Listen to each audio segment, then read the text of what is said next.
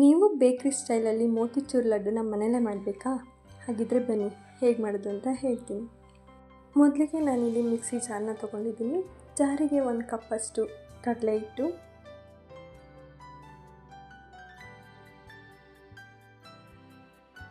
ಒಂದು ಚಿಟಿಕೆ ಸೋಡಾ,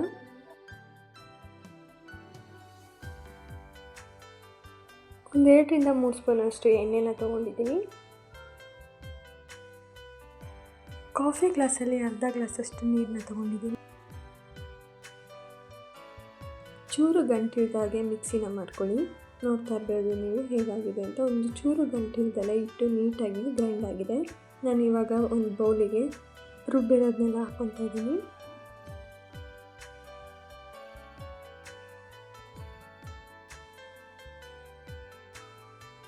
ಹಿಟ್ಟು ಈ ಕನ್ಸಿಸ್ಟೆನ್ಸಲ್ಲಿ ಇರಬೇಕು. ನೆಕ್ಸ್ಟ್ ಒಂದು ಪಾತ್ರೆನ ಸ್ಟವ್ ಮೇಲೆ ಇಟ್ಕೊಂಡು ಕರಿಯೋಕ್ಕೆ ಬೇಕಾಗುವಷ್ಟು ಎಣ್ಣೆನ ಹಾಕ್ಕೊತಾ ಇದ್ದೀನಿ. ನೆಕ್ಸ್ಟ್ ಒಂದು ಸಣ್ಣ ಸಣ್ಣ ಹೋಲಿರುವಂಥ ಸ್ಪೂನ್ನ ತೊಗೊಂಡಿದ್ದೀನಿ.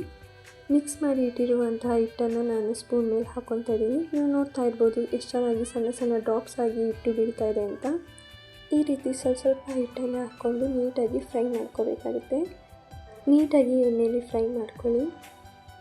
ನೀಟಾಗಿ ಗೋಲ್ಡನ್ ಬ್ರೌನ್ ಕಲರ್ ಆಗೋ ತನಕ ಫ್ರೈ ಮಾಡ್ಕೊಳ್ಳಿ. ನೋಡ್ತಾ ಇರ್ಬೋದು ನೀವು ಎಷ್ಟು ಚೆನ್ನಾಗಾಗಿದೆ ಅಂತ. ಎಲ್ಲದನ್ನು ನೀಟಾಗಿ ಎಣ್ಣೆಲಿ ಕರ್ಕೊಂಡಾಗಿದೆ. ಎಣ್ಣೆಯಿಂದ ಫ್ರೈ ಮಾಡಿ ತೆಗೆದ ತಕ್ಷಣ ಮಿಕ್ಸಿಗೆ ಹಾಕೋಕ್ಕೆ ಹೋಗಬೇಡಿ.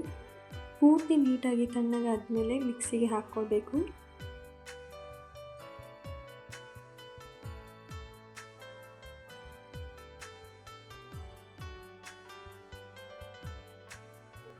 ಈ ಕನ್ಸಿಸ್ಟೆನ್ಸಿಗೆ ಬರೋ ತನಕ ರುಬ್ಕೋಬೇಕಾಗುತ್ತೆ.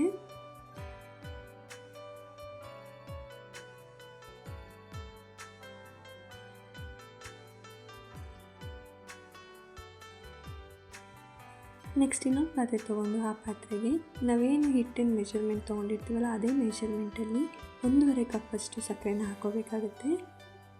1.5 ಕಪ್ಪಷ್ಟು ಸಕ್ಕರೆನ ಹಾಕ್ಕೊಂಡ್ಮೇಲೆ 2 ಗ್ಲಾಸಷ್ಟು ನೀರನ್ನ ಹಾಕ್ಕೊಳ್ಳಿ.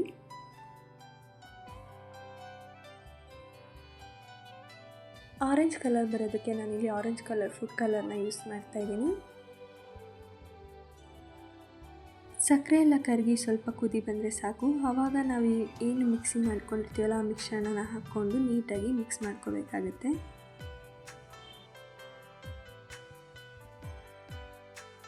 ನಾನಿಲ್ಲಿ 1 ಸ್ಪೂನಷ್ಟು ಕಲ್ಲಂಗಡಿ ಬೀಜನ ಯೂಸ್ ಮಾಡ್ತಾಯಿದ್ದೀನಿ.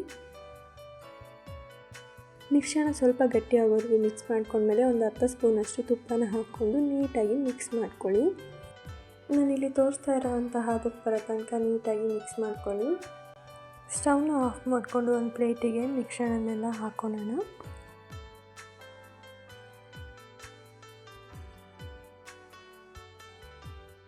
ಮಿಶ್ರಣ ಎಲ್ಲ ಪೂರ್ತಿ ತಣ್ಣಗಾದ್ಮೇಲೆ ಕೈಗೆ ಸ್ವಲ್ಪ ತುಪ್ಪನ ಸವರ್ಕೊಂಡು ಸ್ವಲ್ಪ ಮಿಶ್ರಣವನ್ನು ತಕ್ಕೊಂಡು ನೀಟಾಗಿ ಉಂಡೆ ಮಾಡ್ಕೋಬೇಕಾಗುತ್ತೆ.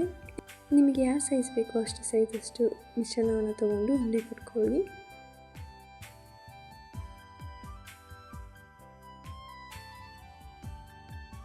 ನಾನಿಲ್ಲಿ ಡೆಕೋರೇಷನ್ಗೆ ಕುಂಬಳಕಾಯಿ ಬೀಜನ ಯೂಸ್ ಮಾಡ್ತಾಯಿದ್ದೀನಿ. ನೋಡಿದ್ರಲ್ಲ, ಕೇವಲ 1 ಕಪ್ಪಷ್ಟು ಕಡಲೆ ಹಿಟ್ಟನ್ನ ಬಳಸ್ಕೊಂಡು ನಾನು ಇಷ್ಟೊಂದು ಮೋತಿಚೂರ್ ಲಡ್ಡುನ ಮಾಡಿದ್ದೀನಿ ಅಂತ. ಇದೇ ಥರ ಇನ್ನಷ್ಟು ರೆಸಿಪಿಗಾಗಿ ನನ್ನ ಚಾನಲನ್ನು ಸಬ್ಸ್ಕ್ರೈಬ್ ಮಾಡಿ, ಲೈಕ್ ಮಾಡಿ, ಶೇರ್ ಮಾಡಿ ಆ್ಯಂಡ್ ನೀವು ಈ ರೆಸಿಪಿನ ಟ್ರೈ ಮಾಡಿ ಹೇಗಿತ್ತು ಅಂತ ಕಮೆಂಟ್ ಮಾಡಿ. Thanks for watching.